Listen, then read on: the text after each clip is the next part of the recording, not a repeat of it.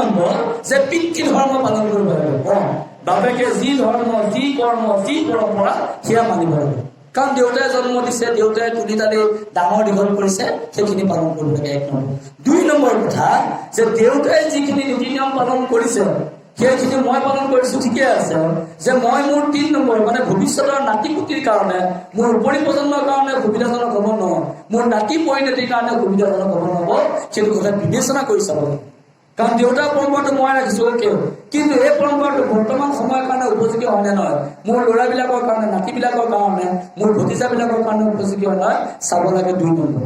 3 number যে দেউতাই যিখিনি নীতি নিয়ম কৰ্ম কৰিছে তাত কিবা কিবি ভুল কুটি আছে নেকি, বা সেইখিনি মানে বিজ্ঞানসন্মত হৈছে নাই, শাস্ত্ৰসন্মত হৈছে নাই, ভাগৱতৰ মতে হৈছে নাই। বেদৰ মতে বুলি আমি নকওঁ, আজিকালি বেদ নাই, কীৰ্তন আৰু দশম ঘোষা আৰু ৰত্নাৱলী, যেনে ভাগৱতৰ মতে হৈছে নাই, কীৰ্তনৰ মতে হৈছে নাই, সেই 3 নম্বৰ কথাটো বিবেচনা কৰি চাব লাগে। আৰু 4 নম্বৰ কথা, দেউতাৰ যি ধৰ্ম, দেউতাৰ যি ৰীতি নীতি বা দেউতাৰ যি পৰম্পৰা, সেই ৰীতি নীতি পৰম্পৰা যদি আধুনিক যুগৰ লগত যদি নিমিলে, শাস্ত্ৰসন্মত যদি নহয়, বা মোৰ ল'ৰা ছোৱালী নাতি বা ভতিজাৰ কাৰণে যদি উপযোগী যদি নহয়, তেতিয়াহ'লে পইণ্ট নম্বৰ 4 আমি কিন্তু বিকল্প সন্ধান কৰিব লাগিব, বা আমি নতুনকৈ আমি কিন্তু চিন্তা কৰিব লাগিব। বোলে আমি নোৱাৰো এৰিব, আপত্তি নাই, আমি দেউতাৰ নীতি নিয়ম আমি এৰিব নোৱাৰো। দেউতাই আজিৰ পৰা 20 বছৰ আগতে খোজকাঢ়ি অহা যোৱা কৰিছিলে, বান্দৰদোৱা হাড় মুঠিলে। আজি আপুনি মই বান্দৰদোৱা হাড় মুঠি খোজকাঢ়ি অহা যোৱা কৰিছো নে? নাই কৰা। গাড়ী এখন কিনিছো, বাইক এখন কিনিছো, আনকি খোজকাঢ়িবলৈ পাহৰিলে আমি টমটমত গৈছো। ঠিক আছে, দেউতাৰ ধৰ্ম, দেউতাৰ নীতি নিয়ম পালন কৰা নাই।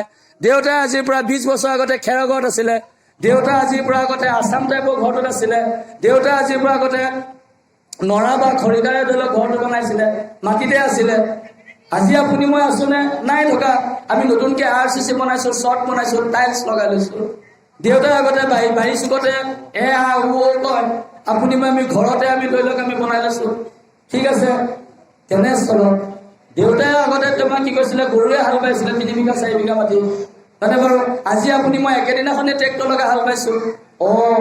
দেউতাই কৰা নীতি নিয়ম বিলাক, দেউতাই কৰা আচৰণ বিলাক আমি যদি সংশোধন যদি কৰিব পাৰো, দেউতাই থকা ঘৰটোৰ আচৰণ যদি আমি পৰিৱৰ্তন কৰিব পাৰো, দেউতাৰ যাতায়াত যোগাযোগ বিলাক যদি আমি পৰিৱৰ্তন কৰিব পাৰো, দেউতাৰ বাসস্থান বিলাক যদি পৰিৱৰ্তন কৰিব পাৰো, তেনেস্থলত দেউতাই পালন কৰি অহা কিছুমান পৰম্পৰা নীতি নিয়ম আজি যিটো সময়ত যুগসূত্ৰ নাই বা বিজ্ঞানসন্মত শাস্ত্ৰসন্মত যদি নহয়, সেইকেইটা আপুনি মই আমি এৰিব পৰা নাটো নিজৰ কিন্তু বিচাৰ হয়।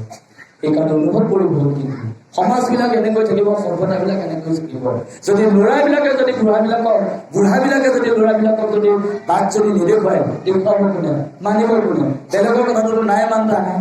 আৰু মানুহে আজিকালি বেয়াতকে ভালতকেতো বেয়াটো আগতীয়াকে শিকে। তেতিয়াহ'লে কাৰ সমস্যা আছে? একো সমস্যা নাই। খেতি বাতি, চাকৰি বাকৰি, ব্যৱসায় বাণিজ্য চব আছে, নাই ৰজা নাই বুজা, কিবা এটা কিন্তু নাই, ঘৰখনত কিবা এটা নাই। সেই কিবাটো কেলে নাই জানেনে? আপোনাৰ মোৰ ঘৰত এই নথকা কাৰণটো হৈছে কি, বোৱাৰীজনীৰ কাৰণে এক্সট্ৰাকে ৰুম, ল'ৰাটোৰ কাৰণে এক্সট্ৰাকে ৰুম, বাইকখনত থবৰ কাৰণে এক্সট্ৰাকে ৰুম, গাড়ীখন কিনিছো গাড়ীখনৰ কাৰণে এক্সট্ৰাকে ৰুম, সদামূতৰ জেগাবোৰ আমাৰ টাইলছ হৈ গ'ল। ঈশ্বৰ সেৱা কৰিবৰ কাৰণে আপোনাৰ মোৰ জেগা অকণমান নাই। কৃষ্ণ বুলি ক'বলৈ, ৰাম বুলি ক'বলৈ হ'লে আপোনাৰ মোৰ ঘৰত গুৰু সেৱা, গোসাঁই সেৱা থকা নাই। ক'ত বনাও?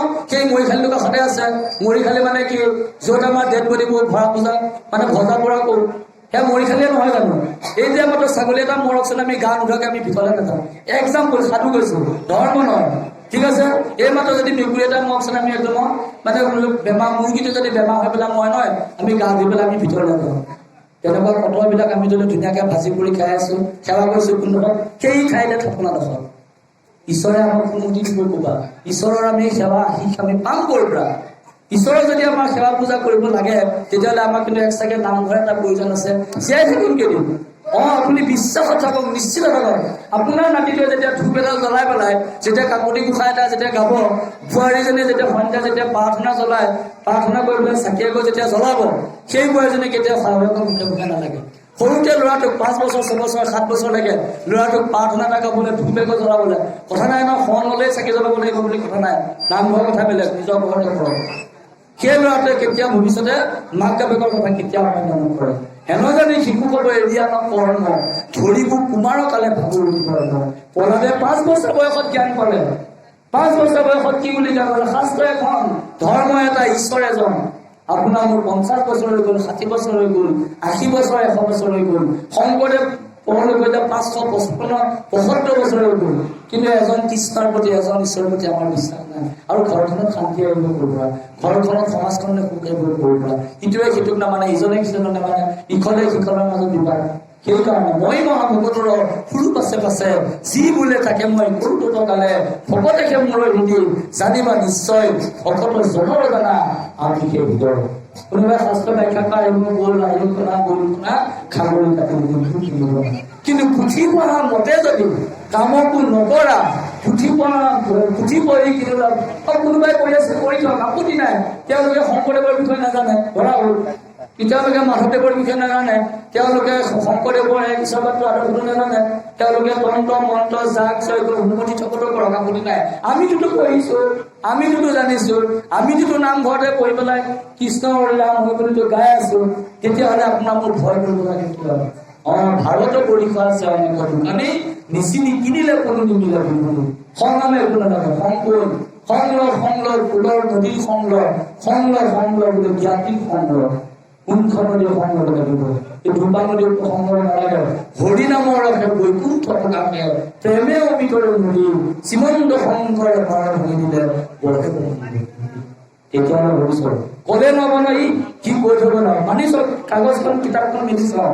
শিক্ষকে ক'লে যেনিবা A + B² ঘৰত গৈ পেলাই কিতাপখন মেলি চাওঁ, চাই পেলাই যদি মিলি চাওঁ সি কোৱা ঘটনাটো সঁচা, বৰুৱা ছাৰে কোৱা ঘটনাটো সঁচা, তেতিয়াহ'লে আমাৰ জীৱনত দুটা কথা, এটা হৈছে নমা আৰু এটা হৈছে পলা।